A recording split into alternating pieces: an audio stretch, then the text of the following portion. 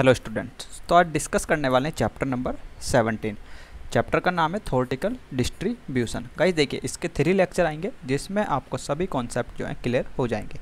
आइए स्टार्ट करते हैं। गाइस देखिए, थ्योरेटिकल डिस्ट्रीब्यूशन किससे रिलेटेड है? यहाँ पर मेरा प्रोबेबिलिटी से रिलेटेड है। इसमें भी क्योंकि हम क्या फाइंड आउट करते हैं, प्रोबेबिलिटी को फाइंड आउट करते हैं। ध्यान रखिएगा, प्रोबेबिलिटी का ही पार्ट है ये भी, क्या, थ्योरेटिकल डिस्ट्रीब्यूशन।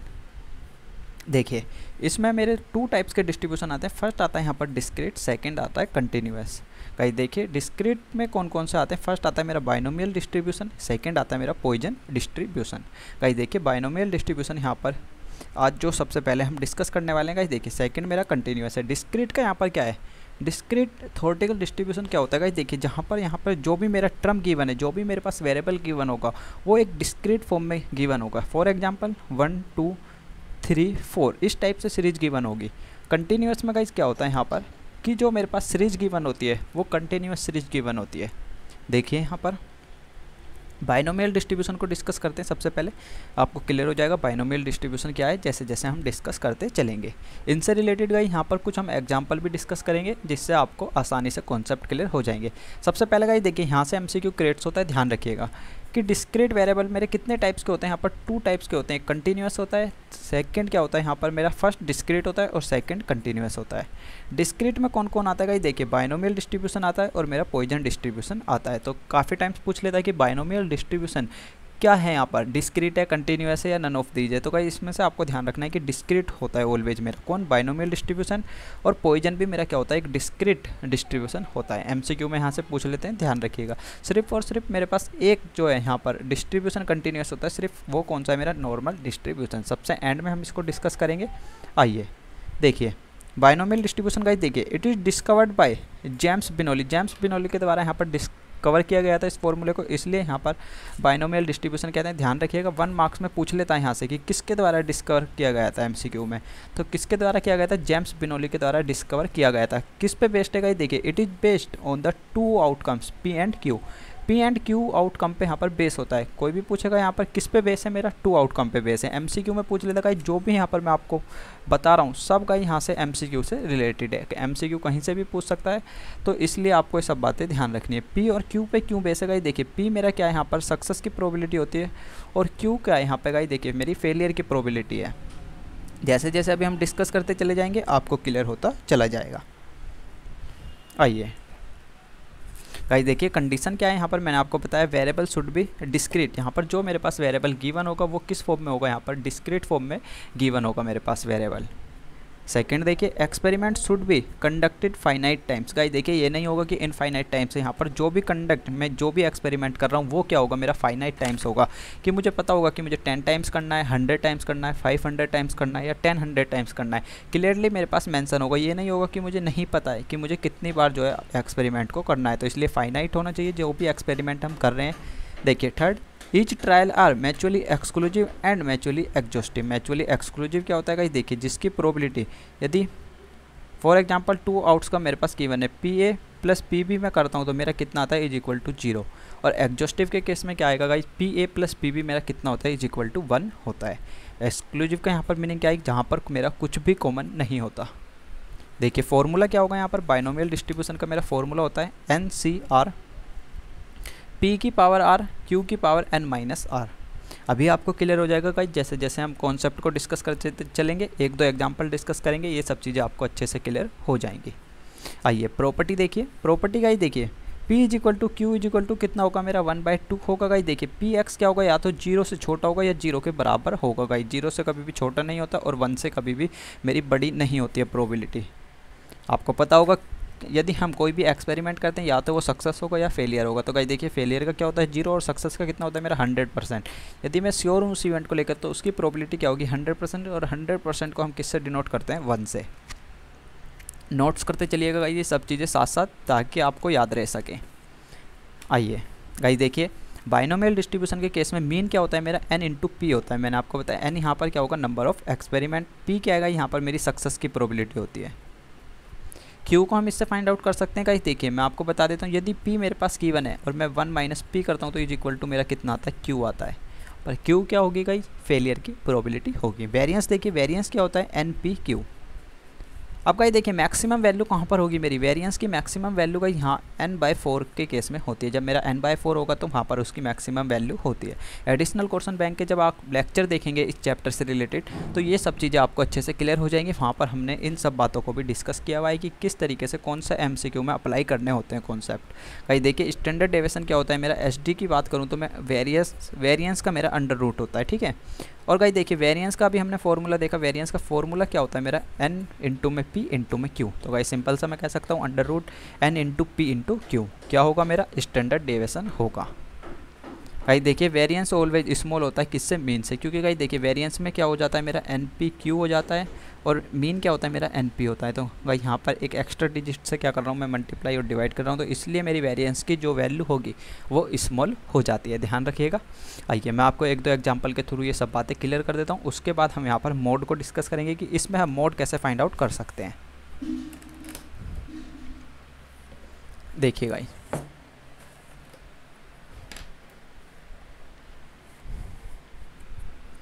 देखिए मैंने आपको फॉर्मूला बताया यहाँ पर,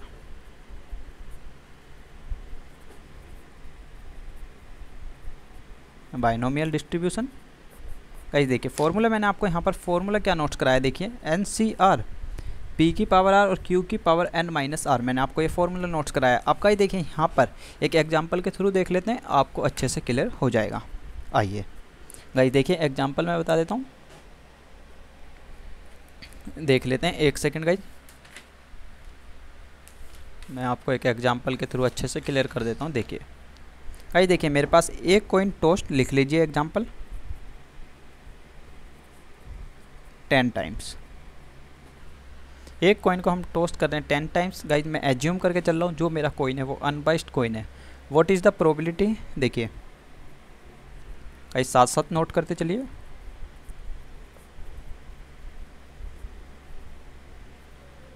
what is the probability of getting 4 heads. Guys देखिए मुझे 4 हेड्स की यहाँ पर प्रोबेबिलिटी को फाइंड आउट करना है। मेरे पास एक कॉइन है जिसको मैं 10 टाइम टॉस कर रहा हूँ।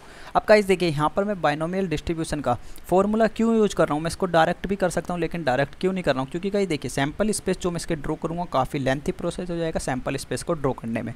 क्योंकि गाइस देखिए यदि मैं एक कॉइन को 2 टाइम्स टॉस करता हूँ तो उसके देखिए गाइस सैम्पल स्पेस क्या होते हैं, या तो दोनों हेड आएंगे या दोनों टेल आएंगे, एक टेल एक हेड आएगा, एक हेड या एक टेल आएगा, 4 हो गई। लेकिन गाइज मैं इसी को 3 टाइम्स करता हूँ, 4 टाइम्स करता हूँ, 5 टाइम्स, तो गाइज आप समझ सकते हैं कि कितने ज़्यादा जो है सैम्पल स्पेस हमें ड्रॉ करने पड़ेंगे। तो गाइज इसलिए यहाँ पर हम सैम्पल स्पेस को यूज नहीं करते हैं, हम इसमें बाइनोमियल डिस्ट्रीब्यूशन को अप्लाई करेंगे। अब गाइज देखिए कंडीशन देखते हैं कि हमारी जो है वेरीफाई हो रही है या नहीं हो रही। गाइज देखिए सबसे पहले यहाँ पर जो मेरे पास वेरिएबल गिवन है गाइज देखिए वो डिस्क्रीट है यहाँ पर कि 10 टाइम्स मैं उसको क्या कर रहा हूँ, एक्सपेरिमेंट को यहाँ पर कॉइन को टॉस कर रहा हूँ। गाइस देखिए फाइनाइट है यहाँ पर, इनफाइनाइट नहीं है, मुझे पता है जो मैं एक्सपेरिमेंट कर रहा हूँ कितने टाइम्स करना चाहता हूँ, यहाँ पर 10 टाइम्स करना चाहता हूँ। थर्ड देखिए गाइस मैचुअली एक्सक्लूसिव होगा और एग्जॉस्टिव होगा। एक्सक्लूसिव है गाइस देखिए यहाँ पर जो एक हेड है वो दूसरे हेड्स पे डिपेंड नहीं करेगा। फर्स्ट टाइम मैं कॉइन को यहाँ पर टॉस करता हूँ और हेड आता है तो सेकंड टाइम्स गाइस कोई यहाँ पर चांसेस नहीं है कि उसका हेड ही आएगा या टेल आएगा, दोनों में से एक आएगा। गाइस देखिए ईच टेल आर इंडिपेंडेंट है, यहाँ पर कोई भी एक दूसरे पे डिपेंडेंट नहीं है, तो हमारी चारों कंडीशन सेटिस्फाई हो रही हैं। आइए अब गाइस देखते हैं कि यहाँ पर हम इसको कैसे कैलकुलेट कर सकते हैं। तो गाइस देखिए सबसे पहले n क्या हो जाएगा, यहाँ पर मेरा n कितना हो गया गाइस देखिए 10, यहाँ पर p कितना हो जाएगा गाइस देखिए किसी भी कॉइन को यदि मैं टॉस करता हूँ यहाँ पर एक कॉइन को हमें देखते हुए चलना है कि उसमें सक्सेस और फेलियर की प्रोबेबिलिटी क्या होगी। तो गाइस देखिए यहाँ पर हेड आने की मुझे क्या चाहिए, 4 हेड्स की प्रोबेबिलिटी चाहिए, तो सक्सेस मेरे लिए क्या होगी, हेड आना। तो p कितना हो जाएगा गाइस 1/2 और q भी कितना हो जाएगा, मैंने आपको बताया था 1 में से माइनस कर देते हैं हम p को, तो 1/2 इज इक्वल टू कितना आएगा मेरा 1/2। गाइस देखिए मेरे पास तीनों की वैल्यू आ चुकी है, सिर्फ और सिर्फ मुझे क्या करना है, फॉर्मूले में उठाकर यहाँ पर पुट करनी होगी। गाइस देखिए यहाँ पर r क्या होगा मेरा, r की वैल्यू सिंपली मैं कह सकता हूँ 4, क्योंकि मुझे कितने हेड्स चाहिए, यहाँ पर 4 चाहिए, तो जो मेरी यहाँ पर फेवरेबल आउटकम है वो क्या होता है, मेरा r होता है, ध्यान रखिएगा। आइए फॉर्मूले में पुट करते हैं, आपको सब चीज़ें ईजिली क्लियर हो जाएंगी। तो गाइस देखिए यहाँ पर कितना हो जाएगा 10c4 1/2 की पावर 4 और 1/2 की पावर कितनी हो जाएगी गाइस देखिए मैंने आपको बताया था कितना होता है n-r। तो देखिए 10c4 इंटू में 1/2 की पावर 4 और इंटू में 1/2 की पावर 6। इसको सोल्व कर लेते हैं, 10 into 9 into 8 into 7 4 into 3 into 2 into 1। Guys देखिए यहाँ पर कितना हो जाएगा, ये मेरा 32 हो जाएगा। और यदि मैं इसको सोल्व करता हूँ तो गाइस देखिए यहाँ पर कितना हो जाएगा मेरा, कैलकुलेटर पे सोल्व कर लेते हैं।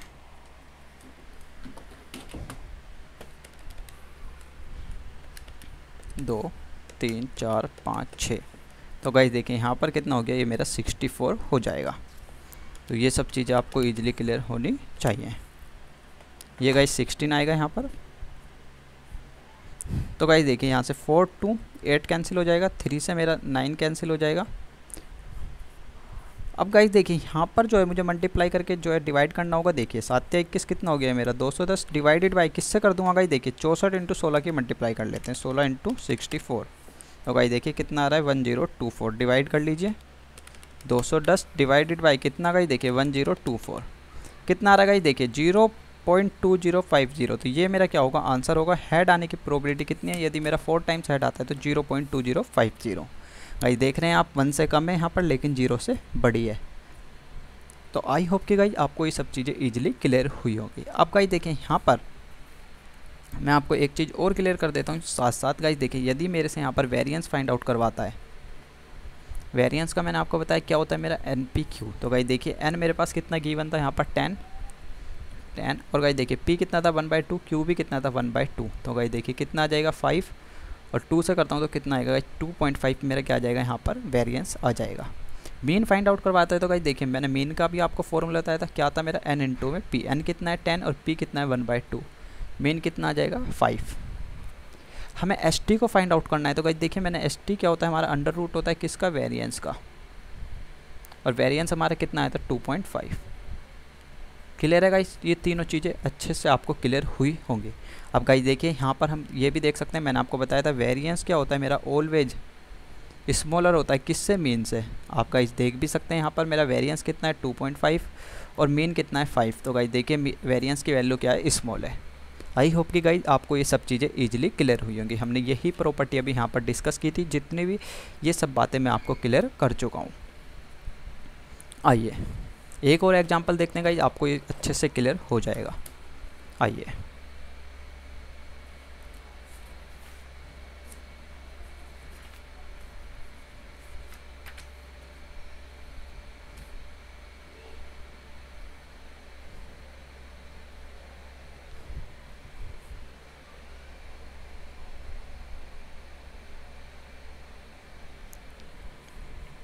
एक और एग्जांपल देख लेते हैं गाइस। देखिए मेरे पास यहाँ पर मीन गिवन है,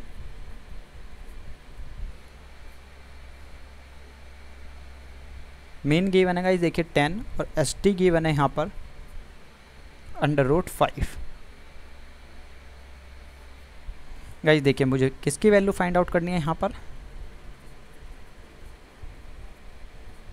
find the value of P and N। n और p की वैल्यू मुझे फाइंड आउट करनी है। देखते हैं कैसे फाइंड आउट करेंगे गाइस। देखिए मैंने आपको बताया था n मेरा मीन क्या होता है, n इंटू में p मेरा इज इक्वल टू 10 मेरे पास गिवन है। और गाइस देखिए ST क्या होता है गाइस, यदि मैं वेरिएंस का अंडर रूट करता हूँ तो मेरा ST आता है। तो गाइस देखिए यहाँ पर सिंपल सा मेरा क्या हो जाएगा, ST कितना दे रखा है, इसने √5 दे रखा है। और ST का फॉर्मूला क्या होता है यहाँ पर n into p into Q under root में। क्लियर है आपको। आइए गाइस देखिए रूट से रूट कैंसिल हो जाएगा, तो यहाँ पर NPQ की वैल्यू मेरे पास कितनी आ गई 5। गाइस देखिए यहाँ पर N और P की वैल्यू मेरे पास गिवन है कितनी है 10 इंटू में कितना Q इज इक्वल टू कितना गाइस, देखिए यहाँ पर 5। तो Q की वैल्यू मेरे पास कितनी आ जाएगी, सिंपली 1/2। क्लियर है गाइस। देखिए अब हमने Q को फाइंड आउट कर लिया, P को हम इजीली फाइंड आउट कर सकते हैं। P कैसे फाइंड आउट करेंगे गाइस, मैंने आपको बताया था P मेरा क्या होता है 1 - Q। तो गाइस देखिए 1 यहाँ पर 1/2 इज इक्वल टू कितना आ जाएगा मेरा 1/2। तो गाइस देखिए P की वैल्यू कितनी आ गई 1/2। और मुझे P भी मुझे फाइंड आउट करना था, P मेरा फाइंड आउट हो चुका है। और गाइस देखिए यहाँ पर क्या फाइंड आउट करना है मुझे N कैसे फाइंड आउट करेंगे, देखिए N इंटू में P कितना था गाइस मेरे पास गिवन 10 था। तो गाइस देखिए यहाँ पर N इंटू P कितना है गाइस, देखिए 1/2 इज इक्वल टू कितना 10। तो N की वैल्यू कितनी आ गई 10 इंटू 2। तो N इज इक्वल टू कितना आ जाएगा गाइस मेरा यहाँ पर 20। क्लियर है। आइए अब गाइस देखते हैं यहाँ पर हमें मोड को फाइंड आउट करना है। सबसे पहले देख लेते हैं कि मोड को हम कैसे फाइंड आउट करेंगे। आइए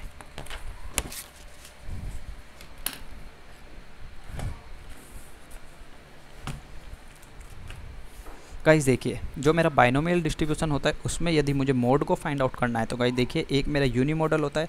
यूनी मॉडल क्या होगा गाइस, यहाँ पर सिंगल मोड अवेलेबल होता है, ठीक है, जहाँ पर ओनली मेरा वन मोड अवेलेबल होगा। बाय मॉडल क्या होता है गाइस, जहाँ पर मेरे एक से ज़्यादा मॉडल अवेलेबल होते हैं, या मैं कह सकता हूँ एक से ज़्यादा मोड मेरे पास अवेलेबल होंगे। 2 भी हो सकते हैं, 3 भी हो सकते हैं, वो 4 भी हो सकते हैं, लेकिन एक से ज़्यादा होंगे। यूनी मॉडल वो होगा जिसमें मेरा ओनली एंड ओनली एक मोड अवेलेबल होता है।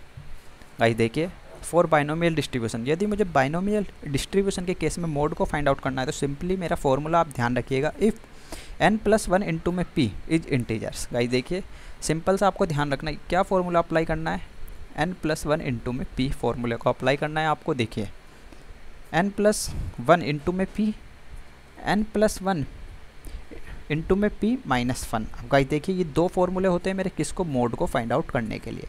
कब यूज करते हैं दोनों फॉर्मूले को, हम कब यूज करेंगे, आइए मैं आपको बता देता हूँ। गाइस देखिए, मोड क्या होगी मेरी, largest value contain in n+1 into में p, जो मेरी लार्जेस्ट वैल्यू होती है वो मेरा क्या होता है, मोड होता है। गाइस देखिए, फॉर एग्जांपल मेरे पास n गिवन है कितना, 5। यहाँ पर एक एग्जांपल के थ्रू मैं आपको क्लियर कर देता हूँ। देखिए 5 है और p कितना है मेरे पास, 1/2 है। तो गाइस देखिए, यहाँ पर सिंपल सा मुझे क्या फाइंड आउट करना है, n+1 इंटू में p। देखिए n की वैल्यू कितनी दे रखी है इसने, 5 + 1। और गाइस देखिए, p कितना है यहाँ पर मेरा, 1/2। तो n+1 कितना आ गया, 6, और ये 1/2 कितना आ रहा है गाइस, देखिए 3। तो यहाँ पर गाइस देखिए, मोड क्या हो जाएगा मेरा, 3। डबल 3 क्या आएगा, यहाँ पर एक इंटीजर्स होता है तो मोड क्या होगा मेरा, 3 होगा। और कितना होगा गाइस, यहाँ पर एक 2 हो जाएगा। मैंने आपको बताया यदि वो इंटीजर्स है, देखिए यदि मेरा n+1 इंटू में p इज इंटीजर्स तो मेरे 2 मोड्स अवेलेबल होते हैं, कोई भी। गाइस देखिए, यहाँ पर एक तो ये हो जाएगा n+1 इंटू में p, और गाइस देखिए n+1 इंटू में p -1, यानी यहाँ पर एक मोड तो मेरा कितना आया, 3, और एक मोड कितना आ जाएगा गाइस, 3 - 1 = 2। तो यहाँ पर 2 मोड्स होंगे मेरे पास, कितना 3 होगा और गाइस 2 होगा। लेकिन on the other hand guys देखिए, यदि मेरे पास नॉन इंटीजर्स वैल्यू है यहाँ पर, तो गाइस देखिए सिंगल मोड्स होगा उसमें, जैसे 3.5 आई है मेरी, 4.5 आ रही है या 6.5 आ रही है, तो गाइस उसमें ओनली एक मोड होगा। इसमें कितना होगा, 4 होगा, इसका कितना होगा गाइस, 6 होगा। जैसे इसमें 3.5 थी तो इसका मोड्स कितना था, यहाँ पर 3 था। आई होप कि गाइस आपको ये सब चीज़ें इजीली क्लियर होंगी। मोड को कैसे फाइंड आउट करते हैं आप एग्जांपल के थ्रू हम यहाँ पर आपको क्लियर कर देता हूँ, फिर हम उसके बाद कुछ नोट्स डिस्कस करेंगे जो कि आपको माइंड में रखने हैं। आइए सेम एग्जांपल लेते हैं गाइस। यहाँ पर देखिए,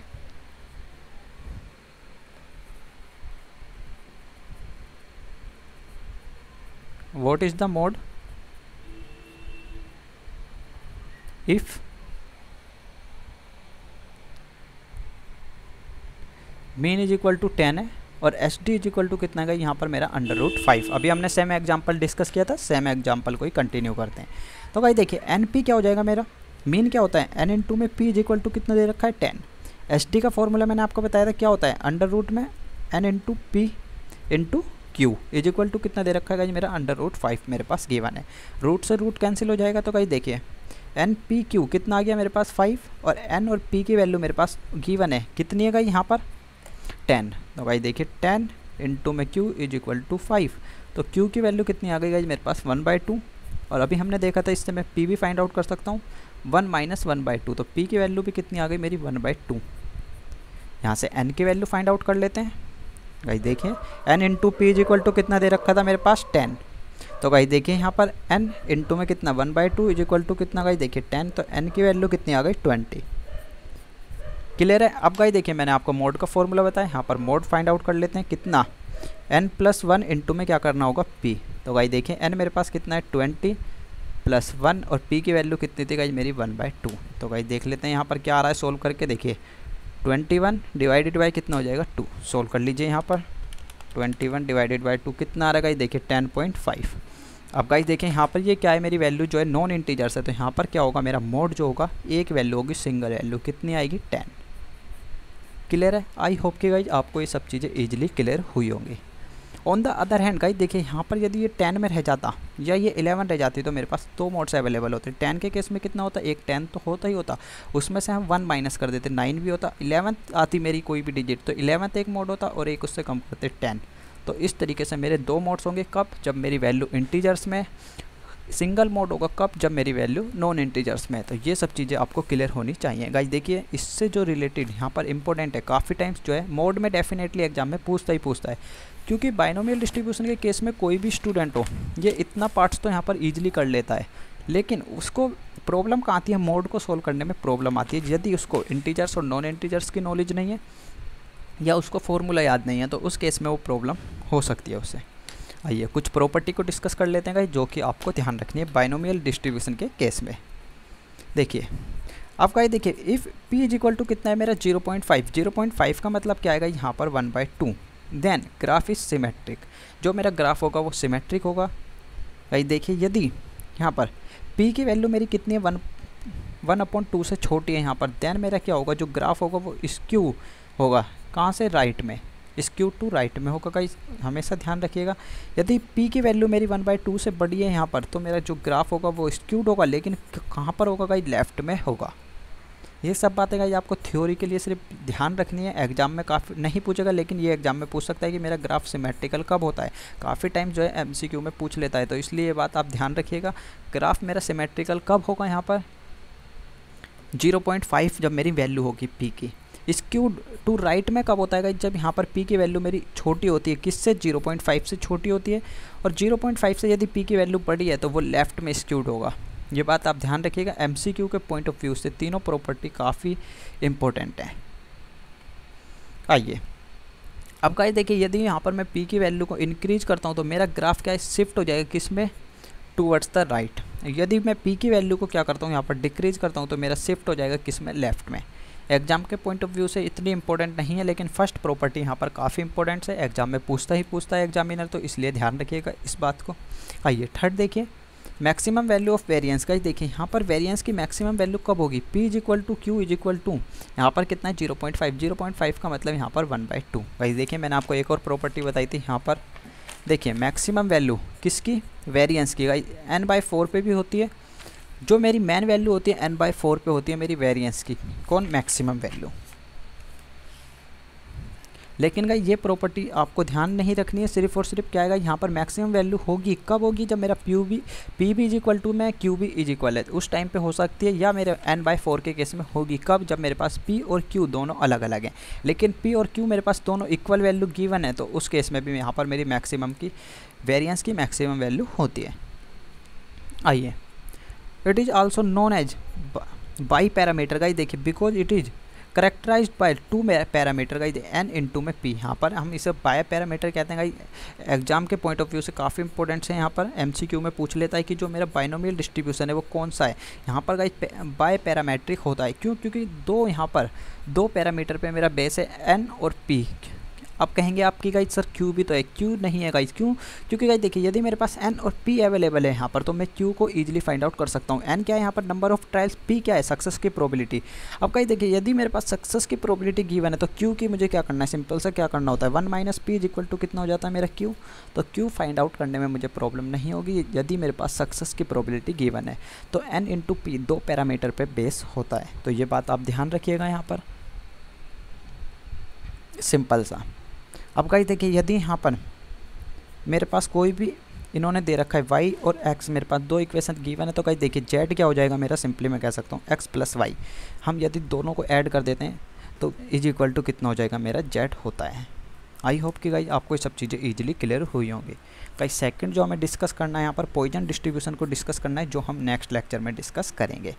बाइनोमियल डिस्ट्रीब्यूशन आपको क्लियर होना चाहिए। यहाँ से इंपॉर्टेंट मैंने गाइस आपको बता दिया है, एक तो आप इसको नोट्स कर लीजिए, एक गाइस यहाँ से आप इसको नोट्स कर लीजिए। यहाँ पर बाई पैरामेट्रिक होता है, ये ध्यान रखिएगा। गाइस मोड्स को कैसे फाइंड आउट करते हैं हम, किसके केस में, बाइनोमियल डिस्ट्रीब्यूशन के। यहाँ से आप डेफिनेटली एग्जाम में पूछता है काफ़ी टाइम्स।